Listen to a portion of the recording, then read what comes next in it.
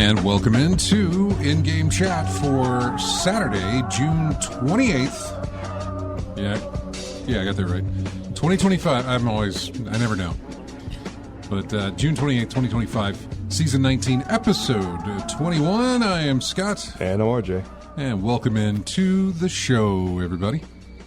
So, getting my adjustments made here. If you want to get in touch with us, well, we have an email address. You can go to everyone@ingamechat.net. You can also go to our Blue Sky account. You can go to our Twitter account. You can go to our Facebook page. You can also go to twitch.tv.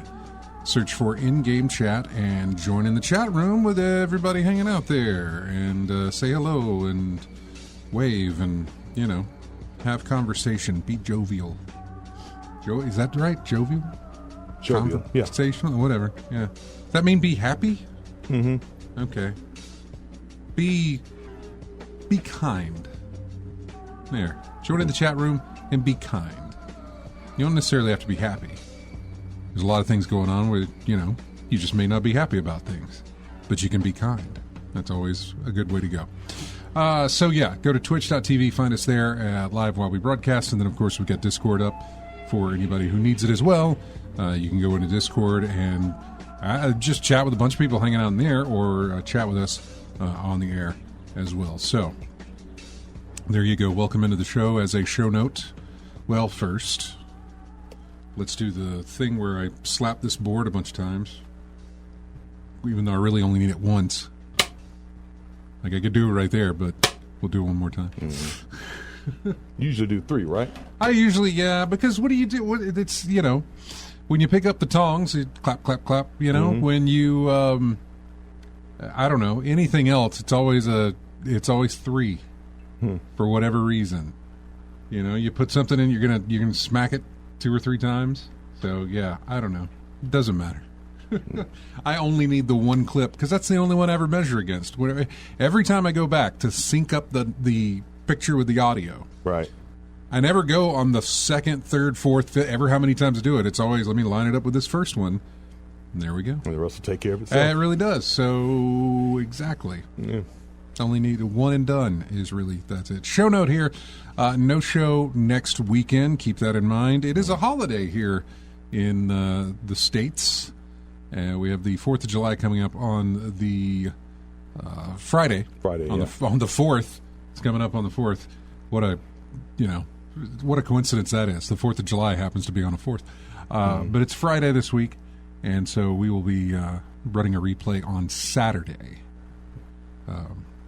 Not to mention the condition I will be in regardless. So,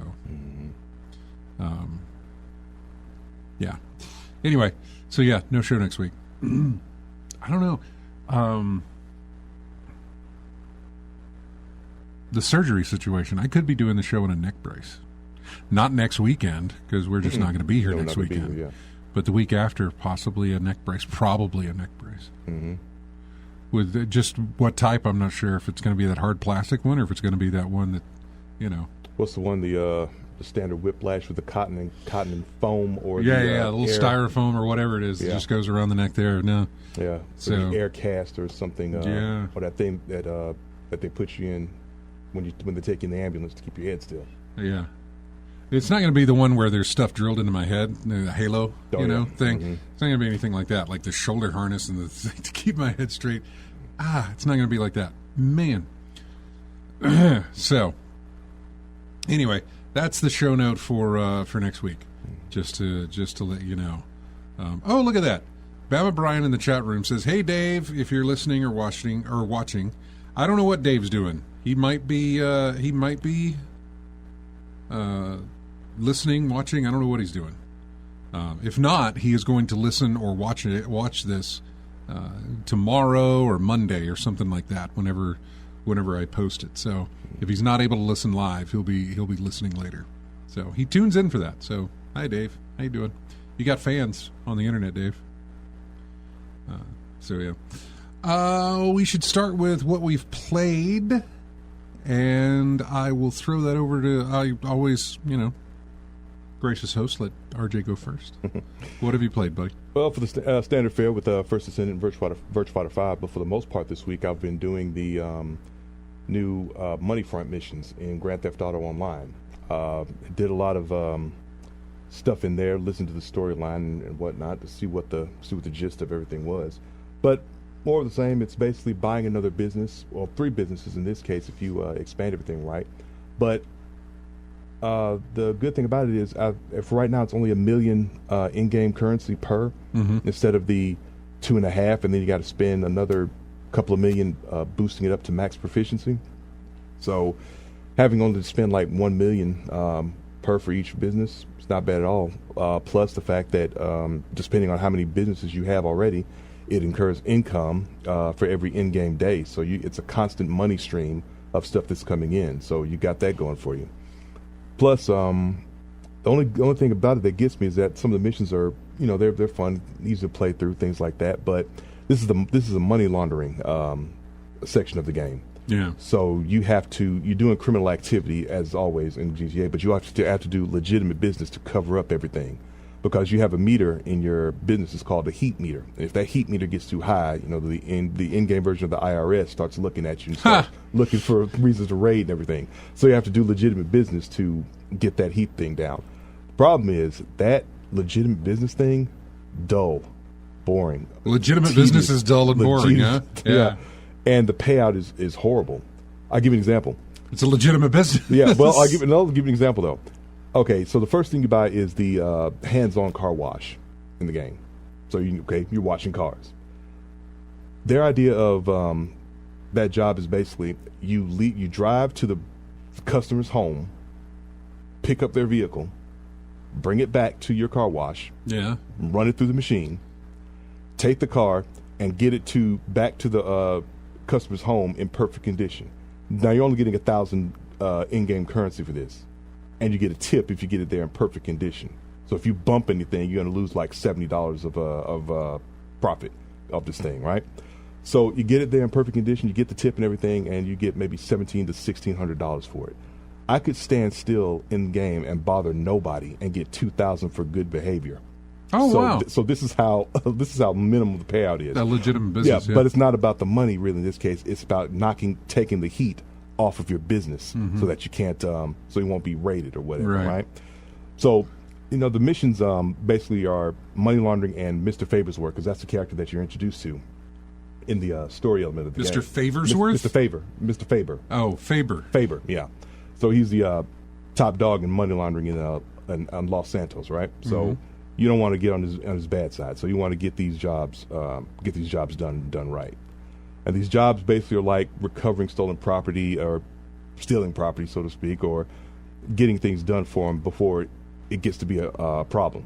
So, you get a lot of money off of that. And, of course, with the money laundering work that you're normally doing, you get a good income of about, you'll probably get around 2.5 to 500, 250,000, 500,000 in-game currency in no time flat. You just keep doing these things. You just have to maintain your heat meter. So you have to do those little low-paying menial jobs to keep things rolling for you, so to speak. So yeah, I'm having a good time with that. It's a nice, steady, easy thing to do to get a steady source of income in addition to the heists and raids and all the other things that you can do in games. So I'm having a good time with it. Well, that's good. Yep. Anything else other than that? No, that's pretty much just those 3. But yeah, like I said, for the most part, GTA. Did they release GTA 5, the one you're playing, or the GTA 5? GTA 5. Did they release GTA 5 for the new consoles? For your PS5? They did. Okay. Yeah. But you're still playing on PS4? Still on 4, yeah. Okay. I didn't know if you'd made the move over, buying the game a third time maybe. I don't know. Would this be third or second? Second. I was playing on 3, went to 4, stopped there. I didn't go on PC. So I went from 3 to 4 on PlayStation 3 to 5. PlayStation 4, GTA 5. Yeah. Did you have to buy the game again on PS4? I don't believe I did. But it's been so long I can't recall. I don't think I did, because 4 to 5 is just you got the game here, do that. I don't believe I did though. Okay, I was curious. Mm-hmm. Does it have backwards compatibility on 5, or you're playing it on 4? So I'm playing on 4. Yeah. Okay. I don't think it has backwards compatibility because I think they released a version of it for the PS5 and the Xbox Series X that was like the enhanced editions or whatever it is for the thing. But I imagine load times are very fast. I would imagine, yeah. On the PS5. Probably is. Excuse me. So, but I guess it's just what I'm used to, so I'm just still playing on the 4 anyway. Yeah. Besides just save as much space as I can on the hard drive on that thing. There's anyway. that, yeah. Yeah, because there's, like I said before, there's a couple of 2 or 3 titles that I want to pick up and put on the PS5 when I get a chance to. And if I'm still being able to play GTA Online on the 4 with not too much of not any issues really, just stay as is. Did you ever pick up Lies of P? No, I didn't, but that's one of the titles I wanted to pick up. For the PS5? For the PS5, yeah. Do they have a PS4 version or just... They do, but yeah, I just get it on the 5. Easily, yeah. No, I get I think it was I did get Dead Space already, Lies of P, Demon Souls. Demon Souls, I have to pick that up for the PS5 as well. I'm trying to think of another title that I wanted to get on there as well. It wasn't Callisto Protocol because I looked at Callisto Protocol and I was like, didn't feel it because, of course, we still got Dead Space. So I heard it wasn't great. Yeah. So, as for me, I have played mostly Snap because of the limited time game events. They ended a limited time game event. We talked about a limited time game event last week that was still ongoing. That ended Wednesday, and by Friday we had another limited time game event, just back-to-back grind fests. This is not what I... This is not... Stop. Spread them out further. I don't need back-to-back limited time events to gain cards. You know? Spread them out. Stop that. So, so I've been playing that. What else? I did start the Altars. I started it and finished my first day, and then it saves, and that was it. I said, okay, I'm going to stop there. I got to play it. Looks great. It's everything I remembered about the demo. I'm not even past how far I played in the demo. So, yeah. And I installed... I install more than I play. I installed Blueprints, but I haven't played it. On a whim of... Well, it wasn't a whim. On the... It's not pressure either. What would it be called? Anyway, there's a whole lot of talk about Death Stranding 2 because that released this week. Yeah. So I went back and I installed Death Stranding, the first one, on PC because I had not played it. And so I was thinking about it. Although watching reviews of Death Stranding 2, I say watching, regardless, watching, reading, any of that stuff, the number one comment that I read about is... This is an improvement over Death Stranding 1. This is everything that I wish Death Stranding 1 was. You know what I mean? So it feels like, oh, crap, do I really want to go and play that and then suffer whatever it is thinking, I bet it's better in 2 now since they've fixed this or they've done this or they've improved this, whatever the case may be. And I'm not sure what those are because obviously I don't understand the context because I haven't played the first one. So when they say something's better, it's like, well, why is it better? What was bad about it in the first one? Yeah, they didn't go into specifics of what was improved, like well, the fact that you get a vehicle a lot earlier on in 2 than you did in 1. Okay. So that's kind of nice, I guess. But I haven't played 1 to understand how bad it is to not have a vehicle. Maybe it's one of those situations where it was a long distance between getting from point A to point B, no fast travel, maybe something like that. I don't know. I don't know. Maybe it got tedious for folks. Because I haven't played it. I don't know. That's what I'm saying. I can't understand the criticisms because I never played the first one. So I don't know exactly why something is better or something is... So you read the reviews for 2. How about for 1? Mm-hmm. I'm sure I did way back when. You know, You might get a little refresher, see what they said back then. Yeah. Maybe do that and see if there'll be or just play the game. You know, Yeah. the game that I installed, the 70 gig game that I installed. Just go ahead and play it, or start it at least. Yeah. And see what I like or don't like about it, and go on from there. But man, that game has been killing in reviews. I don't know if you've paid attention to it. No, I never played the first one. And I know I never played the first one either. I got it I know I got the one on Steam from like a Humble Bundle, and I know I have it on the Epic Game Store, which is also on my PC, from their free stuff that they give out. But never actually did play it. The sequel though is getting fantastic reviews. I mean, 9s and 10s all around. I mean, really, really good reviews all over the place. Of course, right now you can only play it on PS5, but it'll eventually, I'm sure, see its way to PC. The first one did. Pretty sure the second one will as well. But it has been doing fantastic, which is amazing. In, 2-3 months, we've had at least 2 games that are just blowing the charts up with Claire Obscure, Expedition 33, and now with Death Stranding 2. And so, yeah, we'll see how the rest of the year shapes up, but it's looking pretty good. Yeah. So, but yeah, I installed that. I haven't played it. Played the Altars, and I think that's pretty much it. Snap, and that's it. It's really all I've been playing. For the most part, using my elbows, playing with a controller, that sort of thing. It doesn't last long. I think I want to say I played something else, because was it a demo you installed or possibly a full game? Possibly could have been a demo. I don't remember. I just know that I had controller use on almost everything. I was checking with controller use to make sure I could use a controller, or if it was just a mouse click type thing, I could just click the mouse. So, and that's making me think that I did play something else, but I don't remember. I do not remember. So, more than likely I didn't. More than likely I was playing Snap, going through that limited time game event to get as close as I could to get that new card. And so, yeah. Not a lot with me, and it's going to kind of be that way for a little bit. It's going to not be a lot for me in the coming weeks. I wish it were different, but that's probably the way it's going to be for a little bit. Yeah, given what's on deck for me in the coming days. So, yeah, that's all I've done. Nothing much else. It's really not been a whole lot of playing. But hey, we got a Steam sale going on. So the Steam Summer Sale is happening. And there's not much.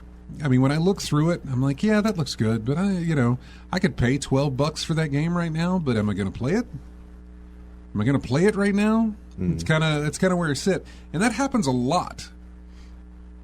That happens a lot where I have to ask myself, am I going to play it? And sometimes I don't even ask myself that. Sometimes I'm just like, all right, I'll get it at that price. And still, I never play it. Yeah, but that was a time when the sales was actually a sale. I mean, it was an event. You're right. But nowadays, it's not as, the sales ain't as impressive as they used to be. No, they're not as impressive. But you're absolutely right. They used to be a fun kind of gamey thing that you would do with it. But even now, I still look at it and I'm like, am I going to play it before it goes on sale again?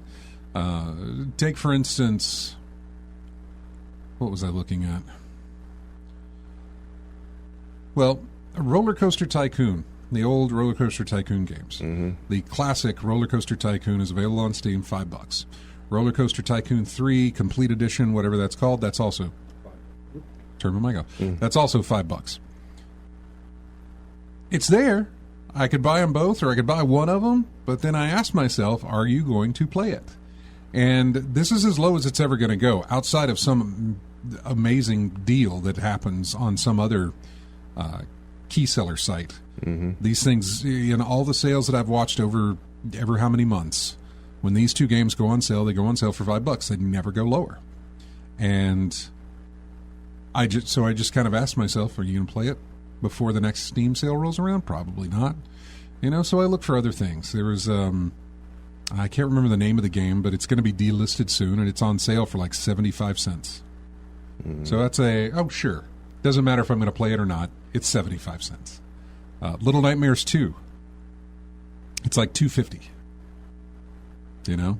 So I haven't played the first one, but there you go. I'm going to pay $3 and get 2 games. Well, I've actually added more than that. I can look at it, but go ahead. Well, it was like it's what I do with PS Plus. I mean, games are free. Just have it stuck to your account. I mean, it's not installed, but it's there for you to install whenever you're ready. Absolutely. I never pass up on free games, regardless of what they are. I add them to the account. Yeah. So treat the if the price is good enough or at a level you see, like you said, it's not going to get any lower.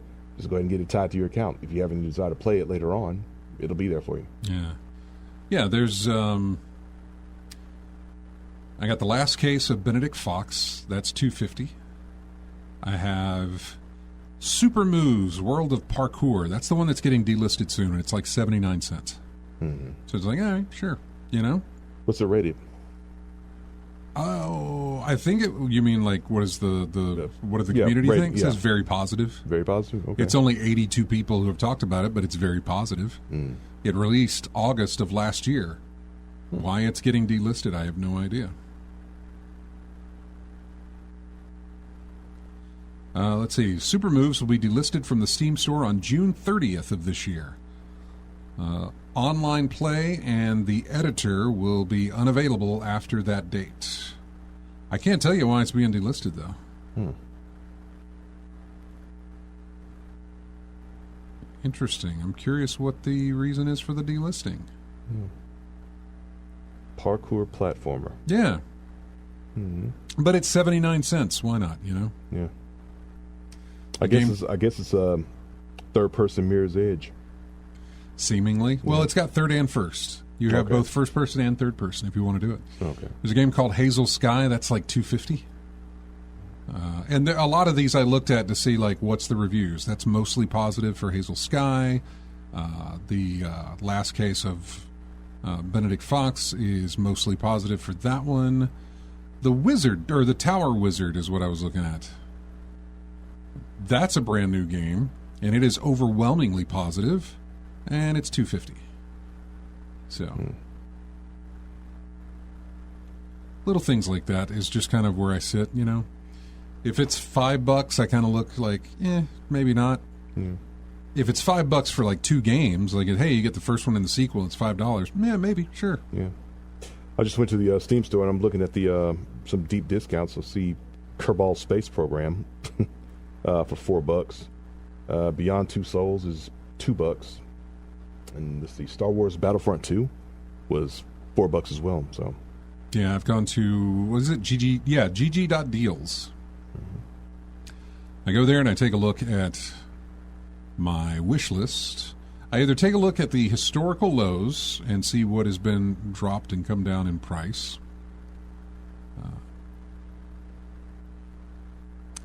Or, what is that for sale?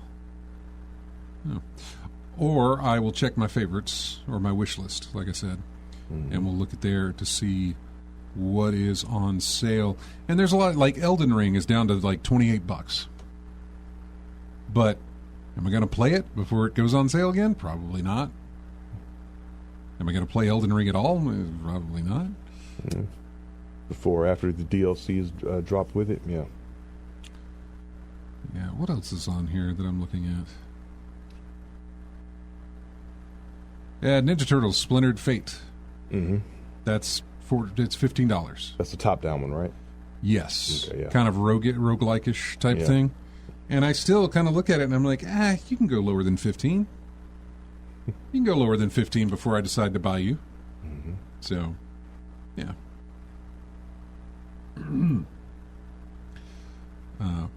Anyway, I just pay attention to the sales, kind of remember some prices. There's plenty of like websites, there's plenty of utilities out there. If you really want to get into the whole aspect of like, is this cheap? Can it go lower? There's plenty of websites that rank these things, not just rank them, but rank their history as well, so that you can see, has it ever been lower in the past? What's the most it's been? What's the lowest it's been? What's the lowest it's been from a legit seller, and what's the lowest it's been from a key seller? Not calling them not legit, but you know what I mean. Mm-hmm. So there's plenty of resources out there for you to use to kind of spend. I say spend wisely, but spend however you want to spend, you know? Because you may want that game that I'm like, why do you want to pay that much money for that game? Because you really want that game. Yeah. I can't question your taste. Mm-hmm. I mean, I can. Yeah. But yours are just as valid as anybody else's, so it doesn't matter. What you'll buy day one doesn't mean someone else will buy day one. For the most part. And, man, I was... that Death Stranding 2, boy... Seeing the review scores and looking at clips from it and everything else, just like, man, I really kind of want to play that. It's been a minute since I've stepped my foot in the pool of Kojima. I mean, the last thing that I played of his significantly was Metal Gear Solid 4. Mm-hmm. The last thing of his that I dabbled in was Phantom Pain, Metal Gear Solid 5. So, never touched Death Stranding. But now all I really see is Death Stranding 2, and I really like what I'm seeing of it. Yeah. We shall see. I'm pretty much in the same boat as you with Kojima games, but I saw the promos and things for Death Stranding, and it just didn't hook me in. I know. So. No, it didn't. It didn't. The sequel stuff has totally hooked me in.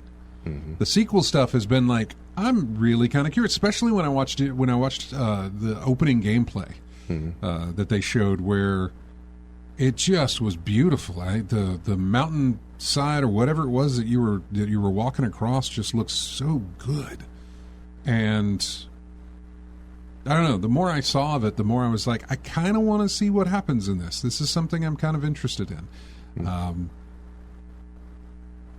But I'm not there, and it's also only on PS5 right now, and I don't know if I would rather have it on PC or PS5. Obviously, we have to, there's wait to see what's going, and I got stuff to play. I am not for a lack of... Yeah, me and you both got a backlog that'll keep us occupied for a long time. I still haven't touched Spider-Man 2. Hey, just wait till by the time it gets to PC, it'll be at a good price, and you'll have plenty of time to think about whether or not you want to pick up 2 and play 1. And I still, this is likely to change tomorrow, but I still have not set up my Switch 2, my Switch 2 machine. You haven't opened it up yet, have you? I have not even cracked the seal on the box. Yeah. So you're exactly right. I have not opened it up. I haven't done anything with it. Is there anything you want to play on it right now, though, that you can think of? Mario Kart World is something I want to play on it. It's obviously not pushing me that hard to do it, because I'm not. Yeah. But there may be a reason for that. Well, I guess maybe there's not. I was thinking of it in handheld mode, and when we play a game in handheld mode, a lot of the times, and I don't know what you can see on the screen, I guess you can, but a lot of the times when you're playing in this goes this way. I don't know. A lot of times when you're playing in handheld mode, your arms are like this. Mm-hmm. Screen. It's not. You're not holding you're not trying to hide from somebody in a restaurant with a newspaper. You're, you're holding it like this in front of you. Elbows bent, everything doing. That doesn't work out for me at the moment. Especially it doesn't work out for me if I am intensely gaming with it. Mm-hmm. My left arm especially is where I feel it the most. And keeping that arm extended is better. With a controller, and I know that the Switch 2 has that. If I played in big screen mode, I can take the Joy-Cons, put them on the thing, and I can have a controller with me. But with a controller, I don't need the controller in front of my face like I'm holding this. I can move the controller, I can hold it down here. Yeah. With arms extended and do what I need to do with it. It's not a problem.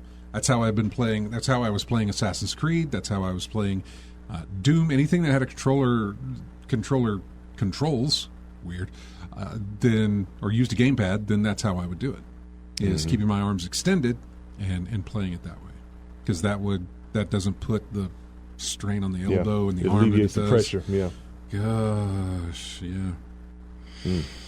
So yeah, it's kind of a sorry excuse for it, but No, I wouldn't say that. I know. Given what's coming up, I want to get my Switch ready to go so that I can have it to play. I want to get my Steam Deck updated. It's been sitting in its case for a while. I haven't opened it up, but I'm going to charge it overnight tonight. Get all the updates for it and everything else. Start downloading games that I want to play on it, so I can have everything ready. And yeah, just be prepared for what's to come. Mm-hmm. And so I'll do that with the Switch, and I'll do that with my Steam Deck as well. But yeah, so it's only 36 after. Okay, we need to take a break, and then when we come back, I guess we'll dive into the news. I need to see. We had some old news that we didn't get to last week. It was just two items. It was the Warner Brothers game split, where they divided up the different divisions of game houses and stuff. We'll talk about that. Stellar Blade, worth talking about. Have a whole thing about the best deals of the Steam Summer Sale. I guess we'll hit that since we're kind of on this. What else do we have? Not really anything that was a big story throughout the week. You know what I mean? Mm-hmm. Mainly it was the release of Death Stranding 2 this week, and that was pretty much what dominated anything as far as I would say gaming is concerned. The talk of what's going on, and there could be stuff that I'm missing. Maybe I did miss a news item or two. So feel free to throw that in the chat room if you wanted us to talk about it, and I'll go look it up. It is it's I don't want to say it's old game week because, well, I guess if you think about it, these games are old. Hard to think that they're old, but because our first one is from Uncharted 3, but it's an old game. 10 years, over 10 years, right? I think it is. Yeah. I think it's I think it's very close to being. Yeah. No, it's over 10 years. Okay, good. But this is called Atlantis of the Sands. We'll be back with more of In-Game Chat right after this.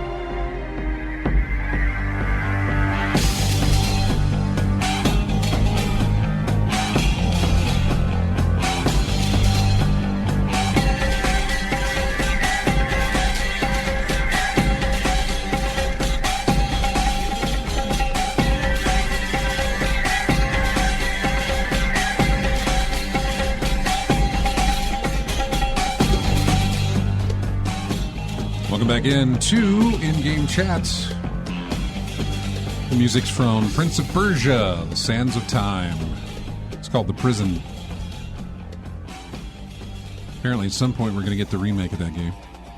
Hey, I noticed that chat blew up. I also noticed that we talked for about 30 minutes there, and I didn't realize that 30 minutes had gone by. But in that time, chat had a lot to say, and I want to go back through there, because I'm just now seeing that. Oh, they're talking about the NFL or the NHL draft. Sorry.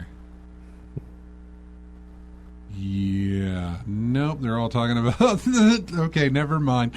Oh yeah. Thar says it's very different. You will either love it or hate it. So there's no, or he says no middle ground. Talking about Death Stranding 2. Not a lot of things I like right. that. It's like love or hate. Goodness. Was Death Stranding the first one like that as well? What, divisive? Yeah, or either you're going to love it or hate it? Love it or hate? I don't remember. Yeah. I know that it didn't get the kind of numbers review-wise that this is getting. Mm-hmm. It was not getting 9s and 10s. It was, people were giving it decent scores, but it was not the kind of just this tidal wave of 9s and 10s that this thing is getting. Yeah. Thar says, "Did you finish Clair Obscur?" I did finish Clair Obscur. I did not finish Avowed. Oddly enough, I was able to get through Clair Obscur, and let me tell you, just story-wise, I know that the game continues once you're done, because there's a lot of stuff you can go and explore and do more with. But I only did the main story. With incidental side quest here and there that I really didn't know I was on, which is fine because you need the experience, you need the whatever it is to level up and do all that stuff. But I really just stuck with the main story and finished it. And when I was done, I was done. I moved on from there. So, but yeah, I never did finish Avowed. Let's see. I sold some and bought a pinball effects table for 80 cents, including tax. Not bad. Oh, man, I don't necessarily wish that I could compete against Joey Chestnut for the hot dog eating contest, but mainly because that doesn't, if you watch them eat that thing, it doesn't look fun. It's not. I know. Well, snot's a good word for it. It doesn't look fun. It is the hot dog first, and then the bun gets dipped in water, and then swallowed down. And they took the fun of eating out of the eating contest. You know what I mean? So they took the enjoyment of eating a hot dog out of the hot dog eating contest. And now it's just strategy of no. No. No. Yeah. So, yeah. Yeah, 2 and I'm done anyway.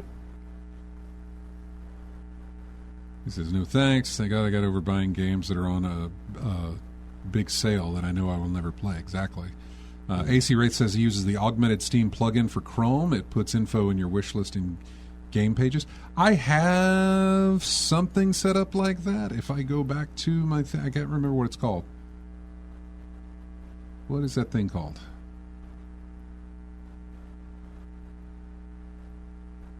Well, I don't know. But I do have it here. It shows every time you go to an item on a store, it gives me the current best deal and where that's at. And it also gives me the historical low and where and when that was. So we'll look at Ninja Turtles Splintered Fate. The current best deal right now is $14.99 at Steam. The historical low is $14.99 at Steam back in March. So there you go. Same thing with the game plus DLC. And it's same thing with all that stuff, actually. All the bundles and everything else. It just shows you what the prices have been.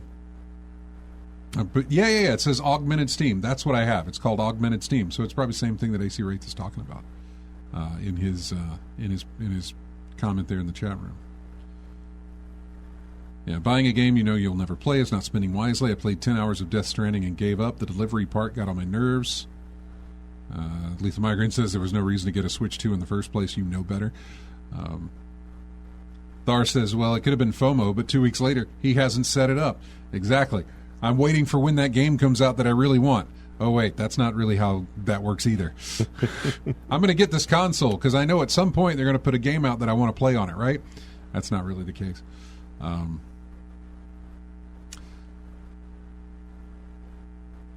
Lethal Migraine. I don't care if all 8 billion people on Earth disagree with me. If you're over 10, Nintendo isn't for you.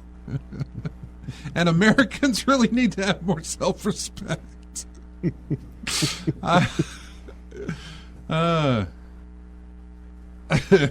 the world is having kids at maybe the lowest rate in history, Nintendo should be gone and only found in the Video Game Hall of Fame. Oh, man. Death Stranding seems to be open world QWOP, where the difficulty is in physics rather than your fingers. Ah, okay. Lethal Migraine says at the hot dog eating contest, you get that sweet mustard belt for winning. I mean, you could probably make your own little mustard belt. So, You say a week of indigestion. The competitive eaters, they have done whatever they needed to do to their bodies to prepare for that and to get used to it, and to they train for it, which sounds weird, but they absolutely do. Like anything else, if you want to be good at it, you practice. Well, yeah, I think I've heard them talk about what all the competitors do to prep their body, literally for this contest. Yeah. I mean, weeks, months in advance to do so. I mean, goodness, you go through some stuff doing before and after some the changes. contest. Yeah, go through a few changes. So yeah, augmented Steam, it's a little plugin for Chrome, so whenever you browse the Steam store on your browser, it does not work for the Steam client that is on your desktop or your laptop or whatever the case, the one that you open up there. It only works through the browser for that if you want to get those. Otherwise, just go to gg.deals, create an account, link your Steam account to it, link any of your online PC accounts, and go from there.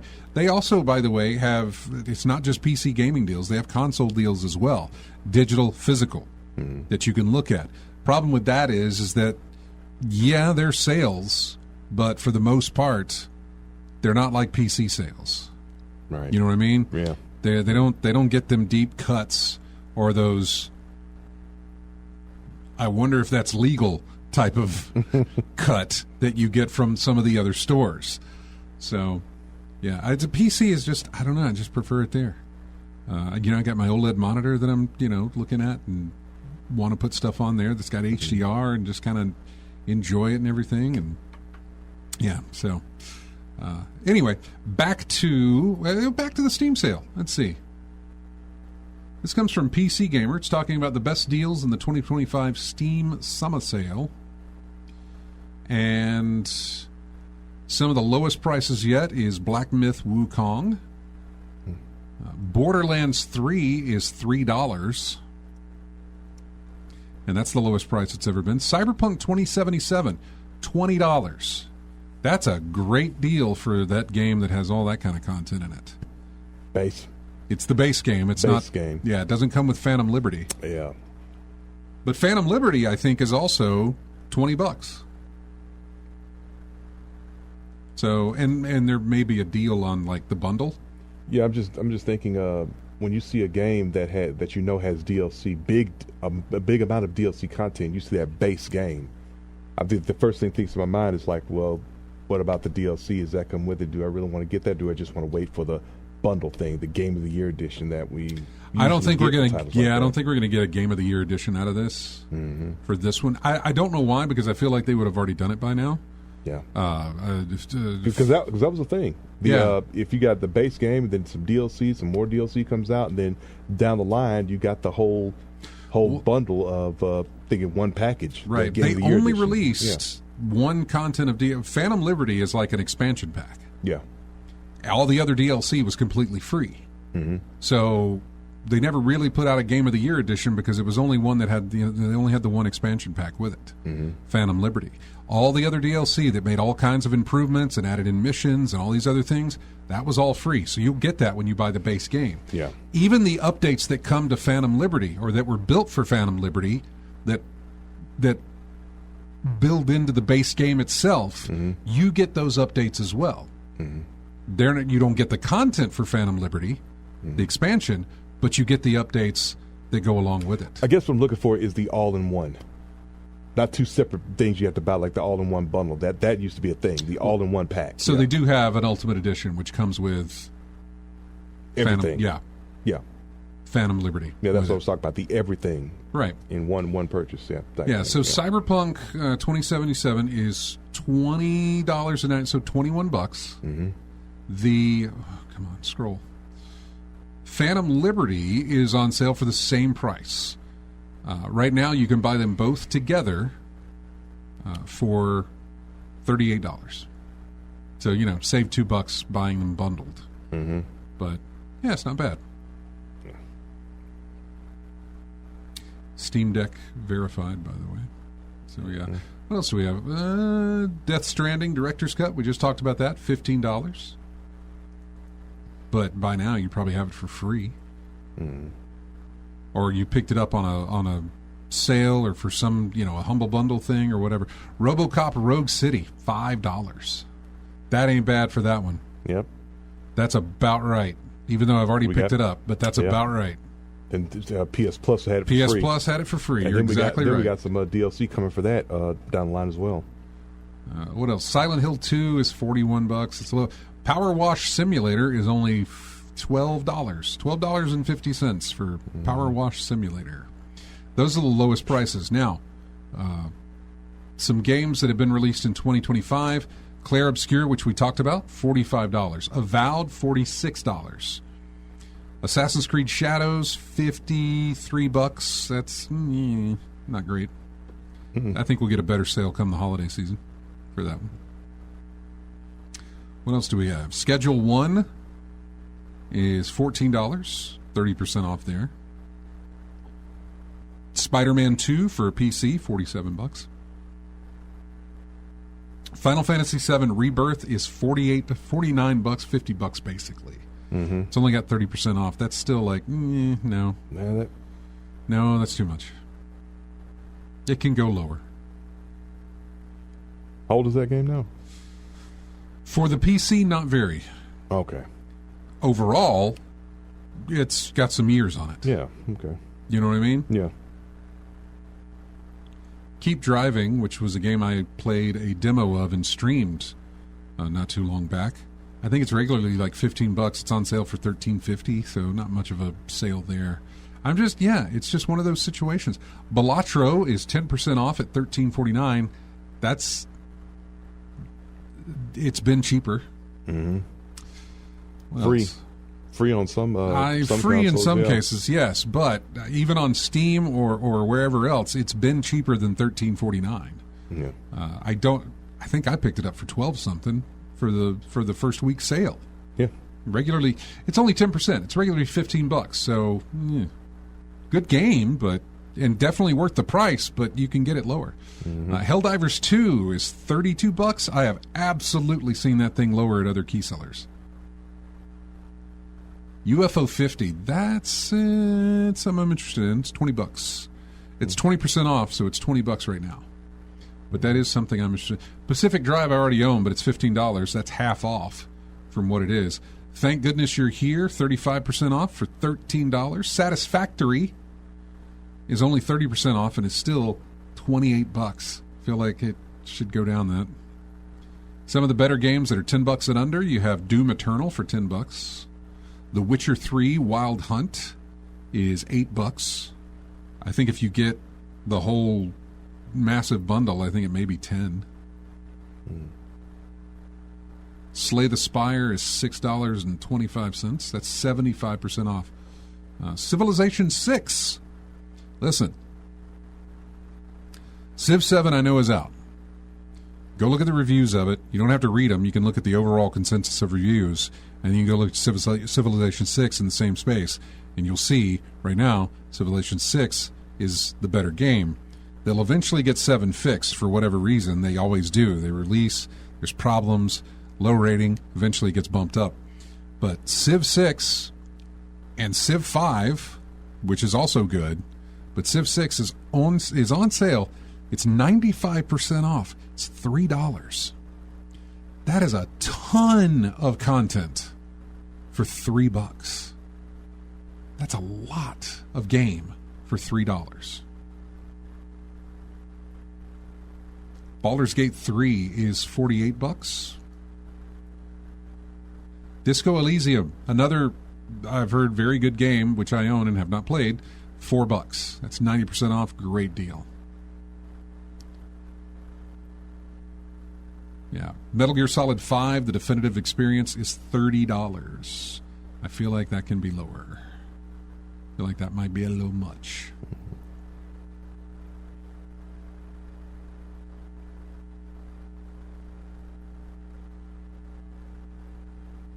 Checking out the comments here. Bama Bryan is on his 4th level 50 character in City of Heroes, keeping that game going. Good job. He also has Power Wash Simulator. Thar says, if you want a good Vampire Survivor clone, Keeper's Toll is great. I will check that out.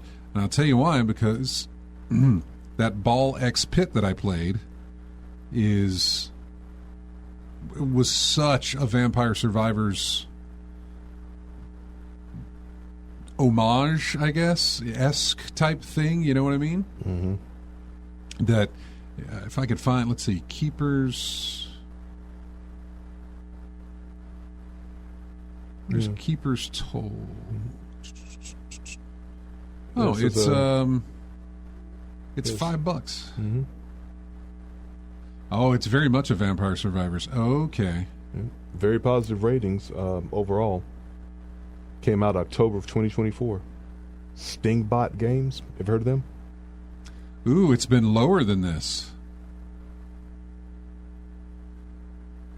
The current best price on my augmented Steam browser, the current best price is $5, but the lowest it's ever been was back in 2023. When did the game come out? Said release date was October. Must have been an early 2024. access game. But in June 29th of 2023, it was $3, $2.99.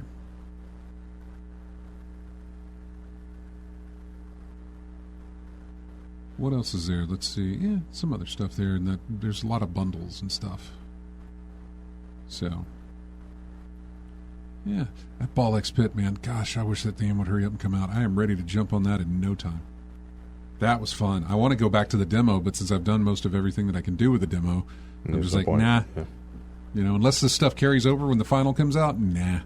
I'd rather just, I'd rather wait till the full game's there so I can continue to keep going with it. So, all right, we're going to take another break here. When we come back, we will dive into the news here that we've got. It's going to be odds and ends. Again, there wasn't really one single story that that stuck out. Yeah, City of Heroes is still a thing, by the way.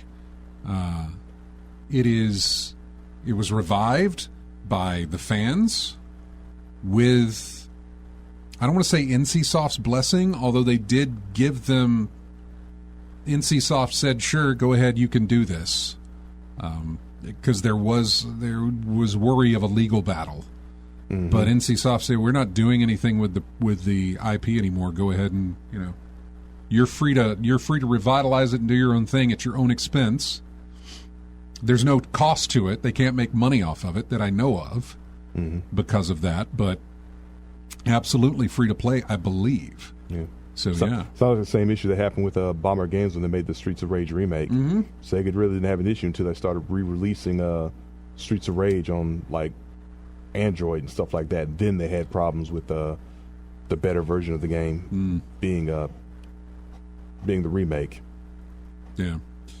But we'll be right back with more of In-Game Chat. We are going to go back to, Dante's Inferno. What a great little hack and slash that was. Yep. Fantastic. This track is called Crossing the Styx. We'll be back with more of In-Game Chat right after this.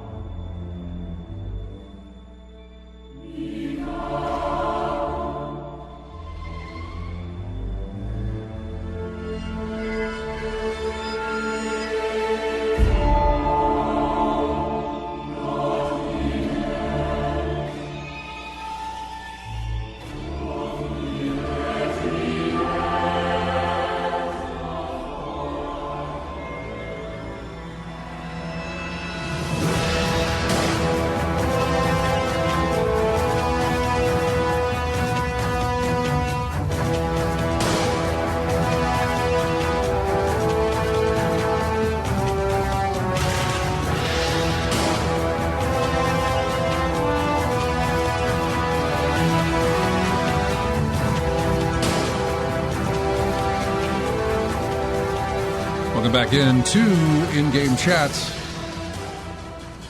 Music from Far Cry, the first one. It's main menu music for the game. You ever play that? I did, yeah. Oh, okay. Never did. Always heard about it, just never. That was back when you had to go about. That was back when you had to buy PC games from a store.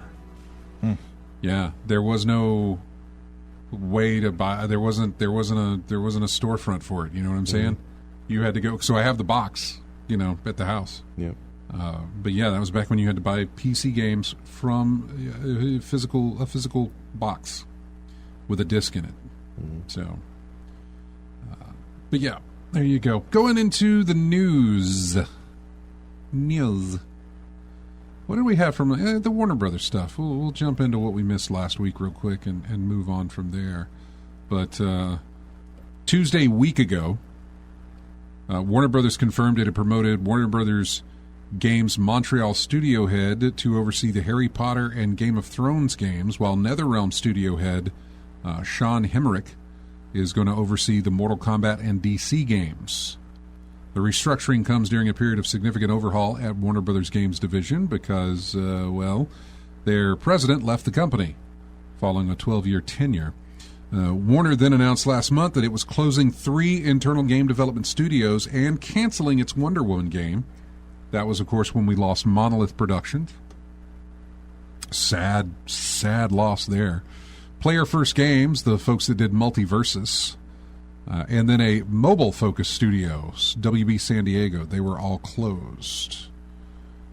So, Warner Brothers Discovery announced this month they plan to split into 2 companies, Warner Brothers Discovery Streaming and Studios. The Warner Brothers Discovery Global Networks, with games coming under the Streaming and Studios company. So that's how that's going to go. Speaking of that, there was a leak, or some concept art was discovered for another Batman Arkham game that never saw the light of day. It was going to be Arkham Knight's follow-up. And it had concept art. New concept art from WB Games Montreal's canceled 2015 Damian Wayne game. It was called Project Sabbath. It was shared by the character artist of that game. These pieces clearly show Damian, an older Bruce, Killer Croc, and Huntress. I always thought they were going to do something. I know the... what was it? I want to say it was Batman... the other one, the one that Montreal Studios did. The one that's not considered part of the Arkhamverse. There was Batman. There was Batman Arkham Asylum. Then there was Batman Arkham City, and then there was that game in between. What, Arkham Knight? Or no, it was the other one. Is it Arkham Origins? Maybe. I don't remember. It's the one that takes place on Christmas Eve. Didn't a lot of them take place around Christmas? No. They always took place over like a single night. But WB Games Montreal Splash Damage, that was for Arkham Origins. Arkham Origins, that's what it was then. It was Arkham Origins. October of 2013. Yeah. Yeah, so the first game really didn't have a setting as far as the time of the year that it was. The second one didn't have a setting as far as the time of the year it was. Arkham Origins was Christmas Eve into Christmas Day, or Christmas morning, whatever the case. And it took place over that night. And then Arkham Knight took place over Halloween. Okay.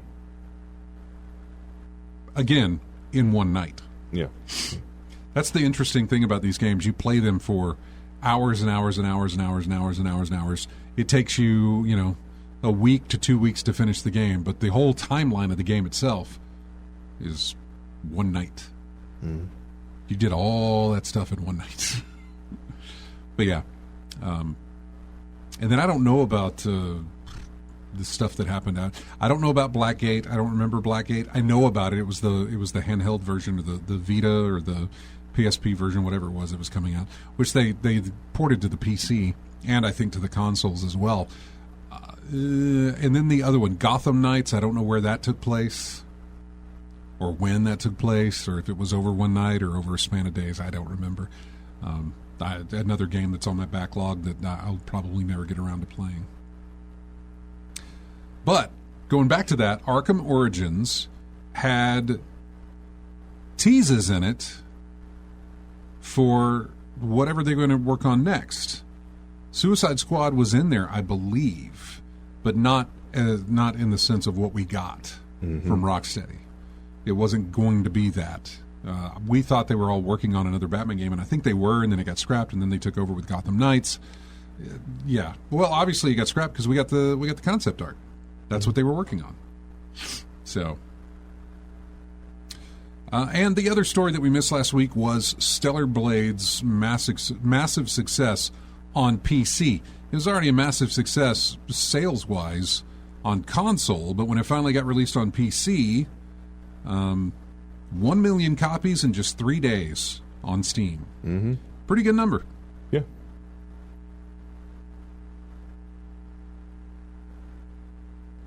Pretty good number. Let's see. Stellar Blade has sold over 1 million units in just 3 days, and with PS5 sales combined, this brings the grand total of sales up to 3 million so far. It's also been fine-tuned since launch and has received 2 major expansion packs as well. Kind of interested in it. So, I'll check out for the DLC then. Because I did pick that up and installed it, but I just haven't started playing. Did you? For for PS5? PS5. Yeah. It was one of the titles I picked up along with Dead Space. All right, so what else do we have? We want to talk about sales, or lack of. Mind's Eye. I don't know if you followed along with that, but it's been doing horribly. It was developed by people who used to work on, or former people who worked on GTA.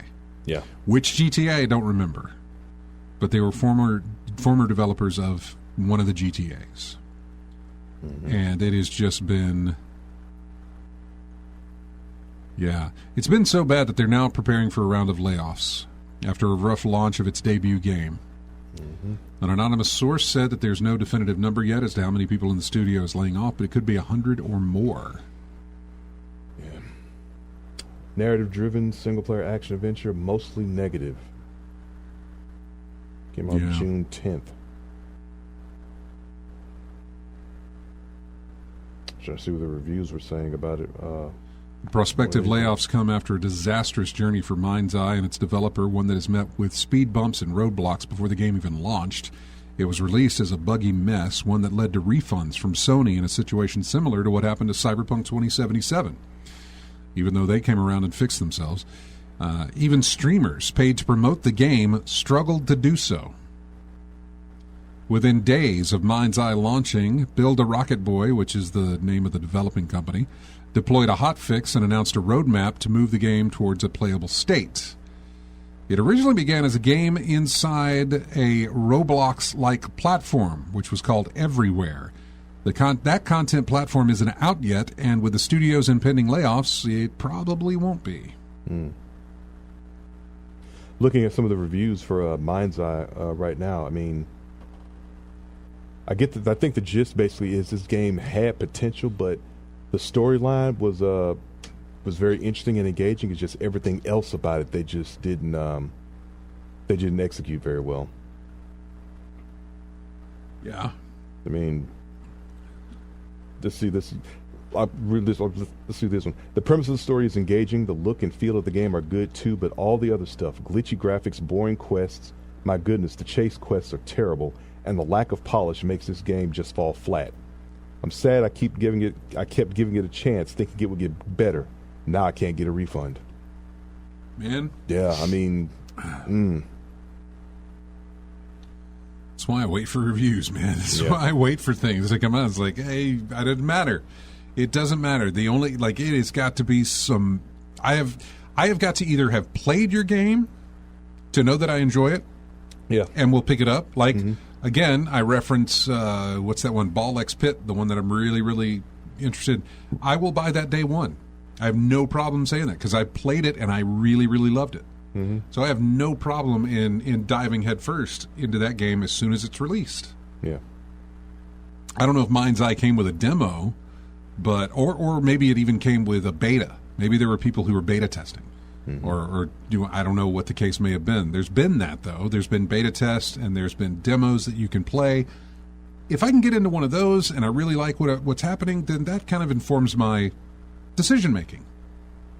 If I don't get into one of those, then I just read comments of what people think about it, if that's there to read through, and sort of decide there, or wait until it comes out and then wait for video reviews, video footage, something like that, wait for more people to get their hands on it to play it and see how it goes. Yeah, if you got any doubt, it's not a day one purchase. Just take the time and look and see what happens, And just keeping with the theme, why don't we move on? Splitgate is another one that is not having the best of releases. Splitgate developer 1047 Games has announced a small round of layoffs at the studio following Splitgate 2's big launch earlier this month. As part of the staff reduction, the co-founders of the studio are foregoing salaries for the time being. We're still perfecting the Splitgate 2 gameplay experience in response to community feedback, and we are redirecting resources to build the best game for our players. We are sad to see our teammates go and are actively working to help them secure new opportunities. That's something I recall seeing a lot of ads for. A Splitgate. So Splitgate 2. I mean, not so much for Mind's Eye, though. Says Splitgate 2 found itself in hot water over some of its microtransaction pricing, specifically around an $80 bundle. One of the heads of the company said if he was aware of the $80 bundle, he would not have allowed it to go live. How are you not aware? But then that response prompted questions about why he didn't know about it in the first place. Mm-hmm. In any event, the head of the company, and one of the heads of the company, admitted that basically everything in the game store was overpriced until recently when 1047 Games parted ways with its former head of monetization.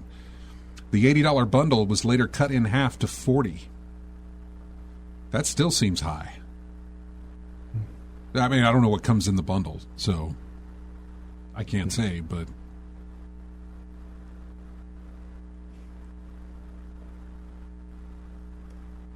It's a free game. It's also available on PlayStation and Xbox consoles. I didn't know it was free.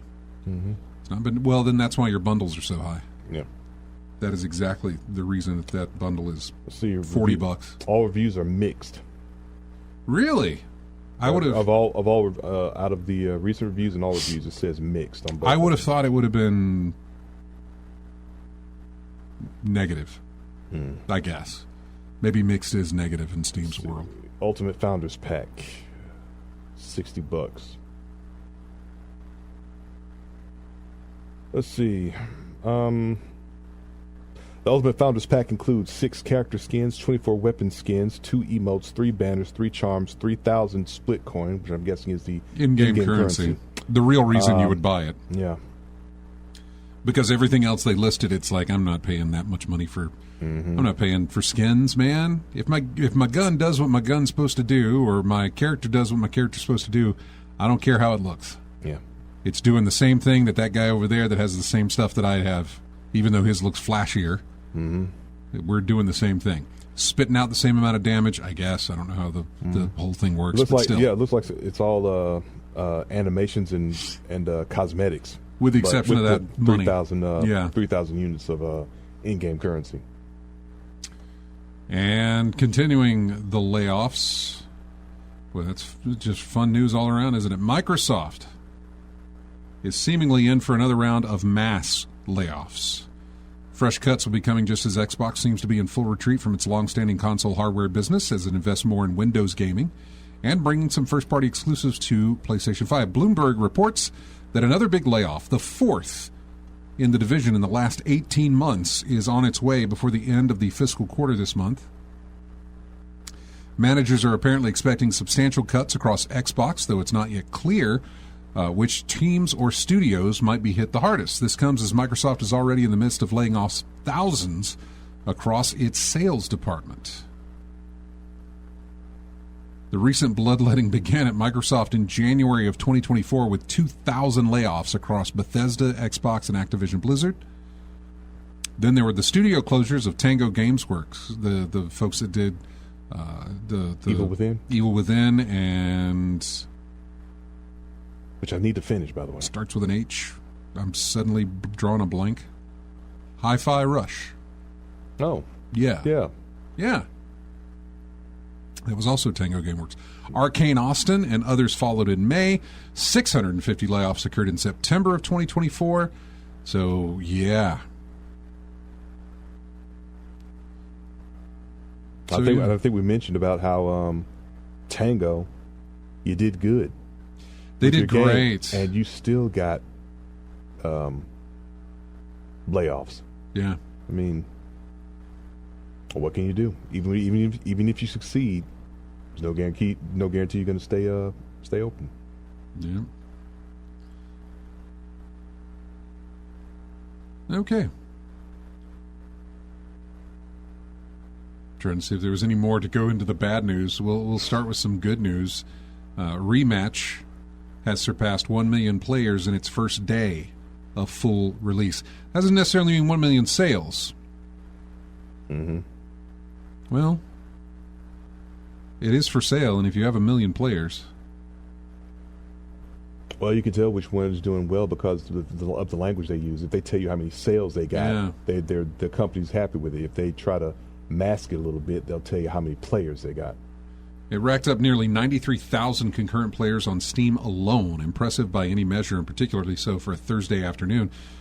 Today, which I guess would have been Friday, the studio put an even bigger number on the scoreboard, saying Rematch pulled in 1 million players in its first day of full release. 1 million unique players in 24 hours, they wrote on social media. Seeing so many of you jump into Rematch on day one is incredible. The whole team is super grateful and already hard at work on fixing and improving the game. We are just getting started. By the way, Rematch is a 5v5 soccer game.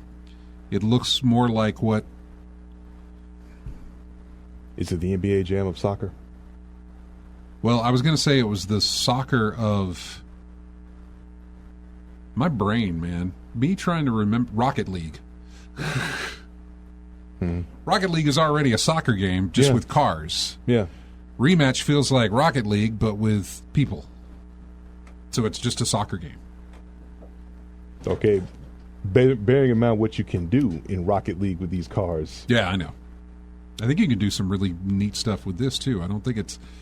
It's arcade. It's arcade soccer. It's very arcade soccery stuff. I'm gonna have to look at this because when you say Rocket League with people, I'm like dudes with jetpacks flying around or something like that. So I'll just have to see. But yeah, arcade style soccer, basically. Yeah. Okay, they're releasing some network performance issues and some bug fixes as well, but they're doing pretty good. It was good to see them to have that. These are the same guys that made Sifu, which if you're thinking I'm saying seafood, I'm not. It's S-I-F-U, Sifu. So, all right, we're going to take another break here, and when we come back, we'll hit up the final segment with the rest of our news, maybe read some of the chat going on there in the, what do we have? Xbox needs to be, well, we'll read Lethal Migraine's migraineisms. Xbox needs to be sold to a company that cares about its employees. Costco would be a good option. Yeah, we'll be back with more of in-game chat here in just a moment. Here is music. Man, here's a good one for you. Titanfall 2. It's the main theme for Titanfall 2. We'll be back right after this.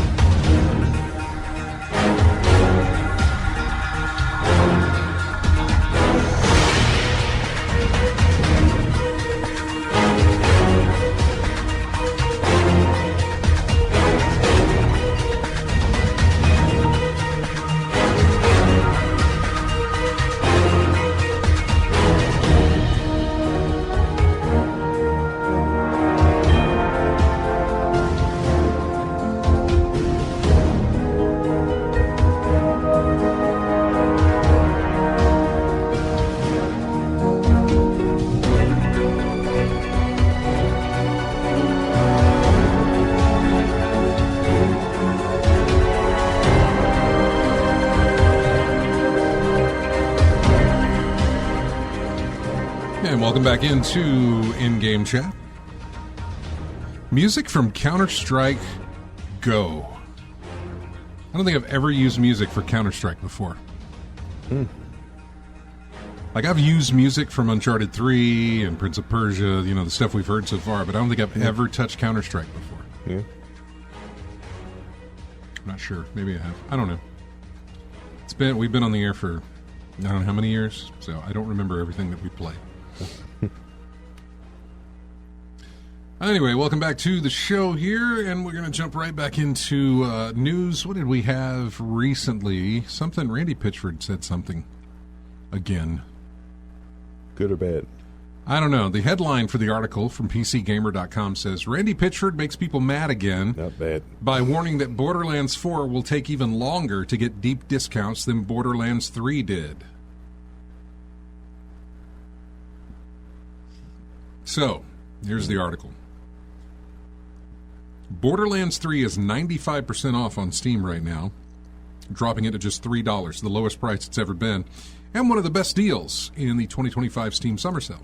Somehow, that screamingly good price has turned into yet another opportunity for Randy Pitchford, the boss at Gearbox Studios, to annoy Borderlands fans on social media. Quoting him, he says, sales like this and Borderlands 3 showing up on console subscription programs took over 5 years from the game's launch to happen. Take advantage when it's here. Good advice, Borderlands 3 that was his quote. Back to the article, good advice, Borderlands 3 has been around since 2019, so there's a good chance you've already got it. But if you don't, hey, $3. And, yeah. But he could not help himself, and he continued. Quoting him again. And to set expectations, it will be even longer before this kind of thing happens in the next cycle with Borderlands 4.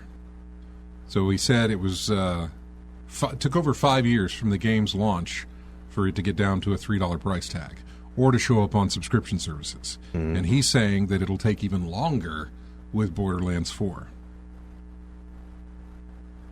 To be fair, I think that's pretty innocuous, too, and quite possibly accurate unless Borderlands 4 bombs for some reason, and at this point, that seems unlikely. PC Gamers, one of the PC Gamer guys spent a few hours playing a pre-release build in May and found it not transformative, but solidly consistent, which is likely what a lot of Borderlands fans would want, Don't change anything, just give us more of what we've been doing, Throw in some new scenery, but don't drastically change anything. Give us more of what we like. Yeah.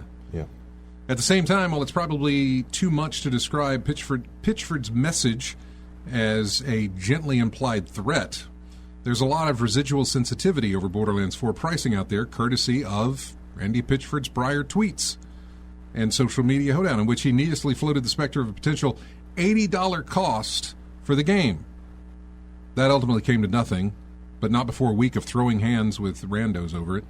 So I suspect some of that was reflected in some of the responses to Pitchford's more recent message, sparked not by the likelihood that Borderlands 4 won't see any sort of deep discount for years to come, but because Randy will just not stop picking at the scab. Somebody on Twitter said, you and your team make some of my favorite games, but you make it really hard to like you when you spit crap out like this. It's like you never learn. Somebody else said, I swear he is absolutely terrible at marketing. Why did this need to be said like this? Somebody says, I think you need to work on your wording. It spirals down from there, as threads on X tend to. A few messages supportive of Pitchford's urge to help. A few are outright abuse.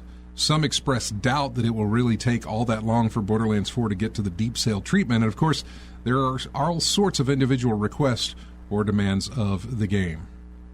There are also complaints about both Borderlands 3 and Borderlands 4 being spyware.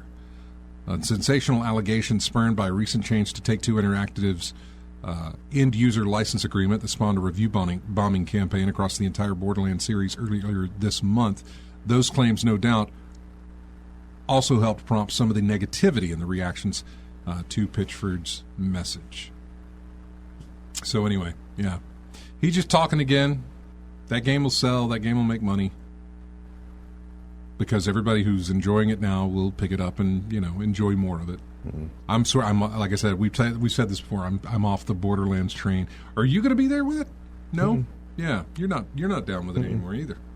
No, like I said, I jumped off with the pre-sequel. Yeah. The pre-sequel's when it just said, I'm not feeling it anymore. Let's see, what else do we have? I don't play Fortnite. I've never touched it, never downloaded it, never looked at it. I mean, I see it because there's advertising, but that's about it. That's the only way I see it. However, the FTC issued $126 million in Fortnite refunds, giving eligible players an extra 2 weeks to apply for their money back.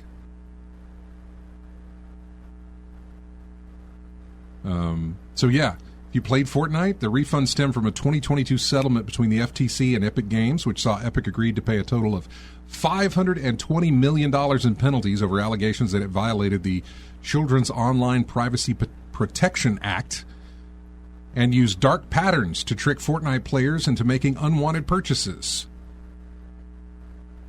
$275 million of that amount was a penalty for violating the Children's Online Privacy Protection Act, while the remaining $245 million was earmarked for refunds to consumers who made those unwanted purchases. The first wave of refunds went out in December of 2024 to the tune of $72 million, issued over more than 629,000 payments. The second round that's coming is even bigger. That was $72 million. This next one's $126 million in total. 969,000 payments being sent out over June 25th and 26th.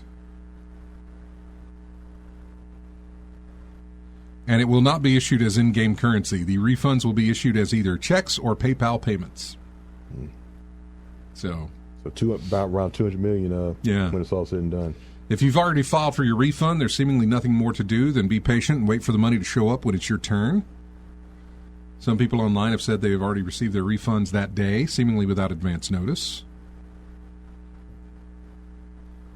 If you missed out on doing the refund filing, they have reopened the process. You now have until July 9th to put in your claim for an FTC for the refund from Fortnite. I never played it. I'm not eligible for the refund. I never had a desire to play it. There was never anything that I looked at and I was like, man, I want to play that. I did jump on like Apex Legends because that seemed more. Well, it was the whole what was that thing called? What was that genre of game called? The PUBG genre, whatever. Battle Royale. Battle Royale type stuff. Yeah, exactly. But Apex Legends was like, no, I think that was single player. Like it was everybody for themselves. Mm-hmm. I was thinking maybe it was a team thing, but it wasn't. No, I never got into that genre. I never did either. I was never a good multiplayer player type person. You know what I'm saying? Mm-hmm. Like when I was playing on Destiny and we were doing team-based, even still, I was never good at multiplayer. Mm-hmm. There was people out there far better than I was, and I never enjoyed it. I did it because I had to for whatever reason for what the game wanted me to do. Yeah. But your dailies. Yeah, but a lot of the times, I didn't mess with that. It got to the point for me. It was like some point I was like, I guess I just won't be doing the dailies this week because I did not like and so PvE. And so to buy a game that is solely based on that, it's not me. Yeah, and I never saw the appeal in it. I mean, I know there are people who love it, who love that style, who love that type of game, but that game never appealed to me, that type of style. Yeah, we just talked about it in the first hour. I mean, if someone likes it, I mean, they like it. Have at it. Lethal Migraine says the new mode, Fortnite Blitz, he says I should give it a try. Small map, only 30 players, and it's very, very quick rounds. Just that whole thing doesn't appeal, man. Team-based, maybe. You know? If you're on a team, you can talk to your other players, and you can do that sort of thing. Maybe that's a thing, because that's what I know from Destiny. Yeah. team based, unless I was going in solo because none of my nobody in my clan was on or playing, and it was just me doing it by myself. Yeah. Even though I was on a team, I wasn't communicating with my teammates, and I still didn't like it. But if we were all playing together, yeah, of course, that's a lot of fun. Regardless of what it is, it's fun. But, Yeah. what else do we have? Yeah, I don't know if we talked about the VR headset, but there was a MetaQuest 3S that was Xbox branded, and it's $400, and it's just Xbox branded. That's it. Nothing special. No. It reminds me of back when you used to buy consoles that were branded, you know what I mean? Mm-hmm. That were, there's the Spider-Man PS5 thing, it's all red with the spider insignia on it. So basically this is just like a Tommy Hilfiger t-shirt. Essentially, yes. Okay. Now, it comes with benefits. It comes with an Xbox controller that can show up in your VR thing for whatever reason. Not that I don't think the controller has any. I don't know. Maybe it does. I'm not sure. But there's nothing specific to Xbox about it other than the way it looks. Mm-hmm. That's it. I thought it might be a really cool thing where it's like, oh wait, can I bring up my Xbox dashboard in there? Can I play my games on Xbox through the VR headset? There may be a way to probably already do that, but yeah, I thought maybe that's what it would be, but it's really not. It's just a brand thing. Yeah. It's a limited edition Quest headset. The collaboration isn't quite proof that Xbox is embracing VR and mixed reality. It's being released to celebrate the experience of Xbox cloud gaming on the MetaQuest. It's in limited quantities. The bundle will include MetaQuest's 3D headset with 128 gigs of storage in Xbox Carbon Black and Velocity Green. You'd think it was a car. Matching Touch Plus controllers and an Xbox wireless controller and a 3-month Xbox Game Pass Ultimate membership. It'll be sold from Xbox.com, Best Buy. Well, that's it. Xbox.com and Best Buy. It's only 2 places you can get it. Here in the States. Partnership may appear at its face like an unusual move at this stage of the Xbox business, but the standalone MetaQuest 3S has been capable of playing Xbox Game Pass games for the past 18 months. In December of 2023, Microsoft and Meta brought the beta version of the Xbox Cloud Gaming app to Quest platforms. Quest owners can play titles like Forza Motorsport, Starfield, Hi-Fi Rush on their headset's virtual display without the need to hog the living room TV. Now, Xbox Cloud Gaming players have a headset to call their own with black and green branding. That's okay, nice. I don't care about the branding thing. It's just the fact that you can play your Xbox games through the cloud, through MetaQuest. That's kind of nice. Cloud's only going to improve, I can tell you that. It's better than what it used to be, man. I remember playing, was it Play On or on, oh God, what was it called? The little black and orange thing? Yeah. On Live? Maybe. Huh. You paid for this box, you plugged into your TV, it had a controller, and it would connect to the internet, and you could play games streaming on your TV, whatever it's hooked up to. This is it on Live. On Live, yeah. This is going way back, 10 years ago or more. Before we even thought of what we have now for streaming games. Let's see. OnLive was a provider of cloud virtualization technologies based in Mountain View, California. OnLive's flagship product was its cloud gaming service, which allowed subscribers to rent or demo computer games without installing them. Founded in 2003. Yeah.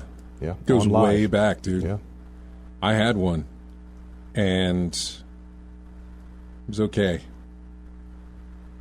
Now, that was kind of cool for what it was doing. Like, I could sit there and actually play. I played a game. It cost money to play.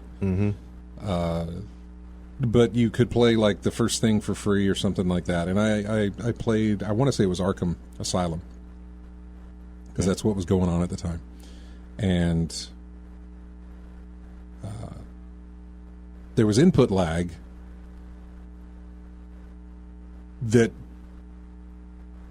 in this day and age you would not have put up with. But back then you were like, hey, this is pretty cool. Yeah. Watch when I do this. I move my controller, and then the guy on the street, just a little bit later, he turns. But it was kind of cool because she's like, I'm playing a game that is somewhere else, and I'm making it happen from all the way over here. Mm-hmm. You know? What a concept. That has since become, what it is today as far as just really good at it. You're like a Sega Channel before that. Oh, my God, yeah. I remember that. Mm-hmm. I once tried to get in there, too, because I had bought a Dreamcast off eBay. Yeah. And I wanted to get the DLC content for... what was the Sonic game on Dreamcast? Sonic Adventure? Sonic Adventure, yeah. Yeah. Wanted to get the DLC for that, so I had to log in and do all this stuff to grab DLC and whatever else, because there was like the whole thing was like Christmas themed. Mm-hmm. They put little Christmas lights up in the city and all this other stuff in the game itself for you to go through and whatever. That was the only reason I wanted it, but I had to get into that for some reason for the Dreamcast. But even before that, what was that called? But before the Sega Channel? What was? Oh no, the Sega Channel. That's what it was called. The Sega Channel was 94 to 98. Then no, that's not what I was talking about. Then Sega Channel was before that because Dreamcast came out in '99, right? Yeah. Yeah. So then $9.99. Yeah. So then that's not what I was doing. I just got online to get to that. Yeah. So it wasn't part of the Sega Channel. Oh, I remember seeing ads for the Sega Channel though. Getting online was through that disc. I think that came with it or something. Maybe. Like Sega Passport, I think it was called. I think it was something that let you get online with it. I had to jump through hoops to make it happen. Yeah. And I jumped through them just to get that stupid Christmas DLC, which all I did was like wander around the city, look at it for a little bit, and then done. Yeah. I was like, okay, I'm done.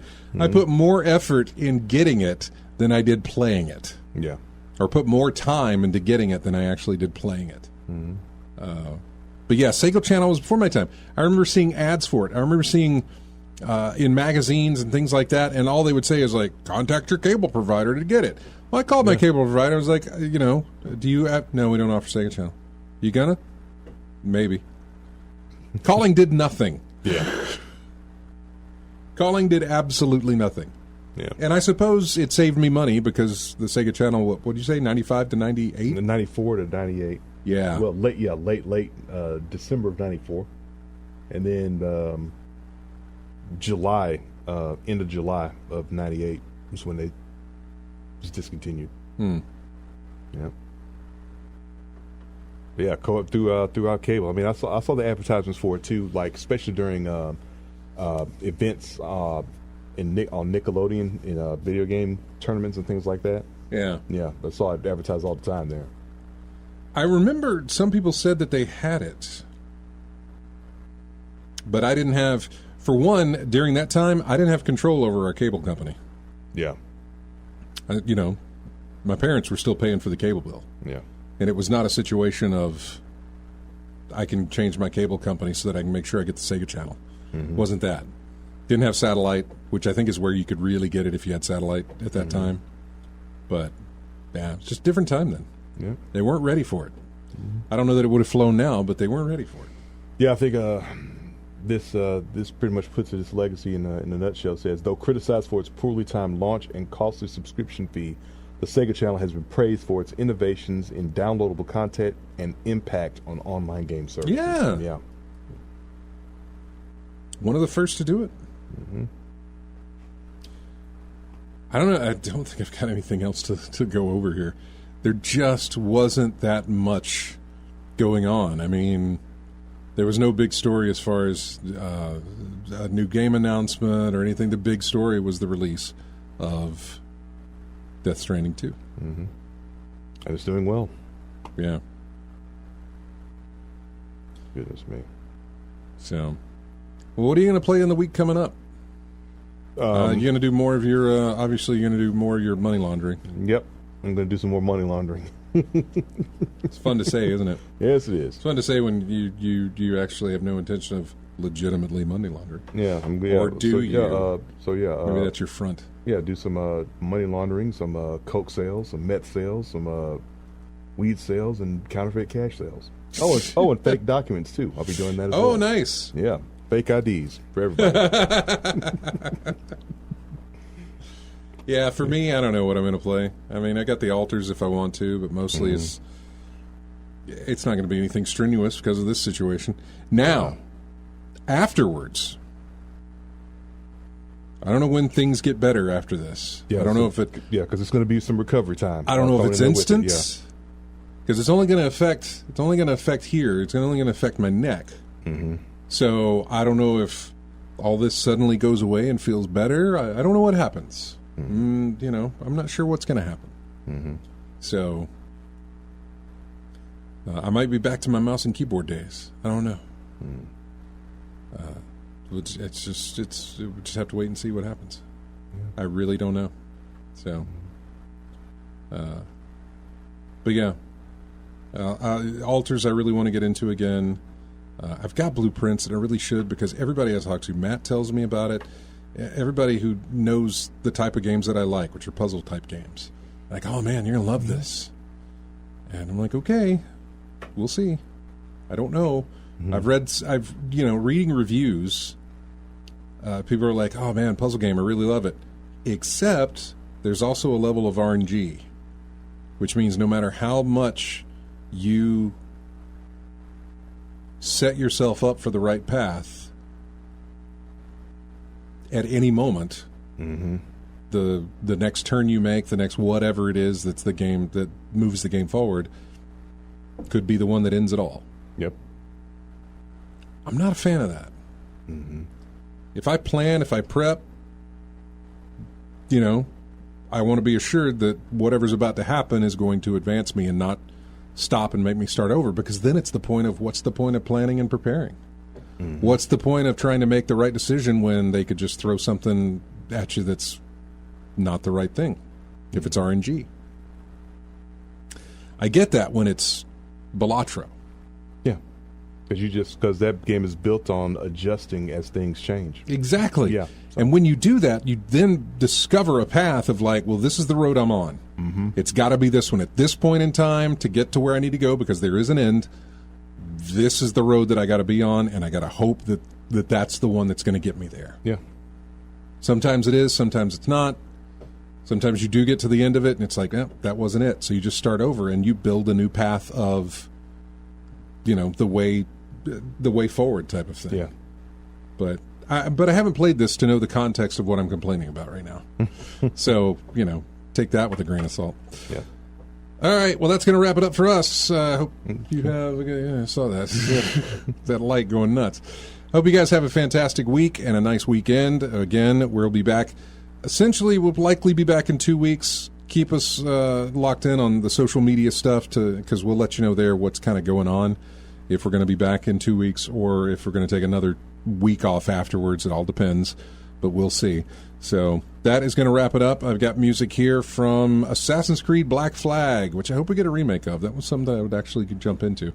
This is called Pirates Beware. You guys have a fantastic week. RJ, thank you so much for coming in. You're welcome. We'll see you when we see you. Good night.